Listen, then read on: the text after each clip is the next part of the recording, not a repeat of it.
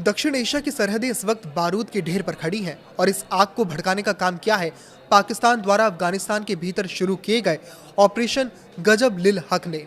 ये महज एक सैन्य कार्रवाई नहीं बल्कि उस हताशा का परिणाम है जहां पाकिस्तान की सत्ता का केंद्र इस्लामाबाद के पीएम ऑफिस से शिफ्ट होकर रावलपिंडी के जनरल हेडक्वार्टर तक सिमट गया है।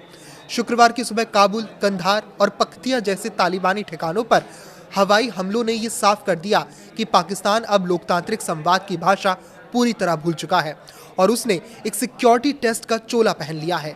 जहां एक तरफ पाकिस्तान का दावा है कि ये तालिबानी फायरिंग का जवाब है, वहीं तालिबान का पलटवार जिसमें उन्होंने 19 चेक पोस्ट तबाह करने और 50 पाकिस्तानी सैनिकों को मार गिराने का दावा किया है। ये बताता है कि ये जंग अब किसी भी सीमा को नहीं मानेगी। इस पूरे घटनाक्रम के पीछे सबसे बड़ा चेहरा आसिम मुनीर का है। शहबाज शरीफ की गठबंधन सरकार आज महज एक रबर स्टैंप बनकर रह गई है जिसे सेना का हर फरमान बिना सवाल के मानना पड़ता है। राजनीतिक विश्लेषकों का मानना है कि टीटीपी के मुद्दे को बातचीत से सुलझाने के बजाय आसिम मुनीर ने बमबारी का रास्ता इसीलिए चुना ताकि देश में एक युद्ध का माहौल बना रहे जिससे उनकी सत्ता और सेना का दबदबा बरकरार रहे। लेकिन क्या ये दांव पाकिस्तान पर ही उल्टा नहीं पड़ रहा है? क्योंकि स्ट्रेटेजिक डेप्थ का अंत जिसे कभी पाकिस्तानी आईएसआई अपनी रणनीतिक गहराई मानती थी, वही तालिबान आज उनके लिए रणनीतिक दुःस्वप्न बन गया है। डुरंड लाइन पर तालिबान की चुनौती ने पाकिस्तान के उस भ्रम को तोड़ दिया है कि वो अफगानिस्तान को अपने इशारों पर नचा सकते हैं। टीटीपी का खौफ जिसे पाकिस्तान की डीप स्टेट ने ही पाला पोसा था, अब अपने आक्रोश के खिलाफ खड़ी हो गई है।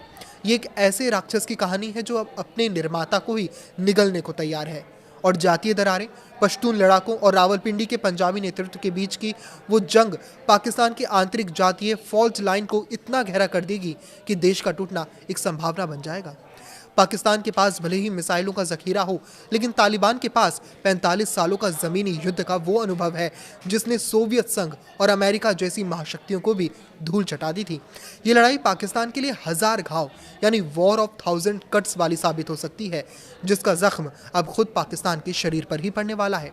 सैन्य जनरलों की महत्वाकांक्षाओं के इस खेल में सबसे बड़ी कीमत वहां की आम जनता को चुकानी पड़ेगी, जो पहले ही आर्थिक बदहाली से जूझ रही है।